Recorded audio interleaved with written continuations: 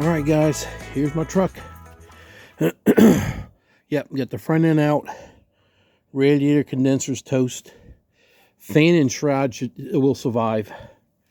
The motor mount on the driver's side's broken, and the motor is actually twisted in there, come out. Transmission mount is broken. Let's see what else. I do have it jacked up on this side because I've been taking out the bell housing bolts.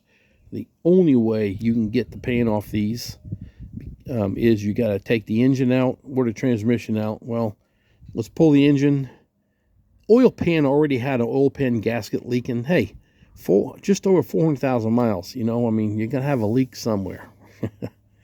But anyway, I know the frame rails are moved. I'm looking at the sway bars, and I can tell the sway bar has moved over about 1 inch, 3/4 of an inch.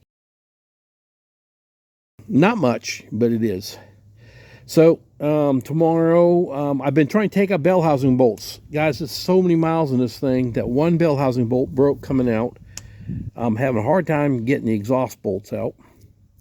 So that's tomorrow. Tomorrow we should have the motor out. Get that out, and then we'll take a peek, really get a better view on what's going on with this. All right, let's show you what's going on up here. As you can see, everything is disconnected all the way around the car, all around the engine. I'm going to lift this whole thing up as one piece. AC, everything, power steering pump. I got to disconnect the power steering line and return. And this side of the engine, I've got 2 fuel lines down there. Hard to see, but those are fuel lines that connect further up underneath the intake. And then I've got all these bell housing bolts to do down here, and then there's going to be one on this side and one on the other side on top. We're very close to having it already pulled. Looks like I got to disconnect that ground strap right there, but all this other stuff is all disconnected. All these wires that go across this motor, it will come up as all one assembly, up and out, and that way we can get a very good look at what these rails need and where they need them. All right, we got it out. I was going to videotape the whole thing. I've just been too busy. So anyway, we do have 2 broken motor mounts, but I'm sitting here looking around and looking at this. Yeah, this whole thing from about right in this area over has been pulled, and I noticed there's like a little tiny crack right there, and I'm assuming it's from this. Just a tiny in the weld. So it must mean over here, and I'm thinking in this area is bent too, because I'm looking at a straight line. I'm trying to really look at this, and it's just like an imaginary in that same area is like that. And that's right across right here where everything else kinked also. That's where that's kinked over. I'm not going to be able to do that here at all. You know, I've pulled some frames within a steel building with a porta power pump between frames and everything, and this is too heavy duty for me. This is a heavy duty frame for a Ranger. It's going to have to go to the frame shop, and I'm willing to do that because I don't want to give this up. Probably need to pull this fender too, so that I have something to look at. I didn't notice this earlier, but you can see how that weld's pulled away. So this inner fender's moved also. But I know when I grab this all in one piece, a lot of this stuff will shift over, and they'll have to pull this out at the same time. But back to the motor. I got to flip it over. I don't see a cracked oil pan. The oil filter, it sure is damaged. It has a big kink in it. I don't see a crack in it. I don't see nothing. So I'm going to get it in the garage. I've got an engine stand sitting over there. And I'm going to make sure all the oil's out of it. And then we're going to flip this thing upside down. Alrighty. I got the motor out. It's on an engine stand. I got it partially flipped over. I do not see any cracks anywhere in the oil pan. If so, it would be here or exactly right in this area. It looks like it could have tapped it right there, but not 100%. Look in the camera, Tony. Look in the camera. But that's not where the leak's from. I've been looking at this thing really close.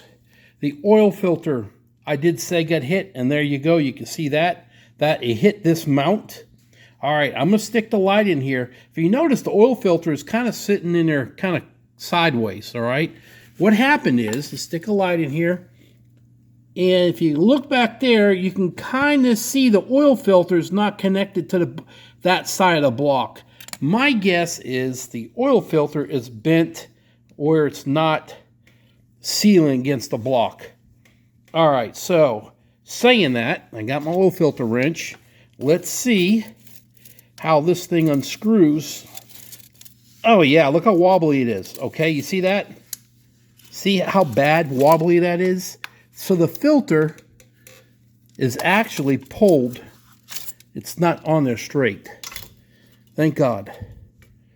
All right, let's see if we can't keep taking this off all the way. It's hitting everything on the way out. I'm trying to leave it the way it is. The further out I go, the tighter it gets against everything. All right, it's coming off. We're close. There we go. Look at that. See how that inner part of that filter? Let's even take this ring off because the oil ring blew out. Let's take the ring off. See how this side is not flush like the other side? That's why the thing was sitting there sideways and it just popped the oil filter. That's what that needs. Oil filter only. But you know what? Hey, if everything turns out all right, if I can get the frame done, I'll pull this pan off and I'm going to go ahead and reseal the oil pan. I think I'll put a valve cover gasket on it. The clutch disc is starting to get close. Let me go over here and show you. That disc has been in there for about 200,000 miles. The plate looks good. The springs look good. Hold on here. Tony's got a bad habit. I'm not. That spring was loose. That's loose. All right. But anyway, let's look at this disc really quick. Look at the plate. The plate looks really good. Get it out here. Let's take a look. Doesn't look that bad. You can see it's getting low there. It is worn right here. Getting low, worn right there. Same here in the center. See it? So the disc is getting old. It's a Ford part number. So we're going to go back together with another one. If everything turns out good.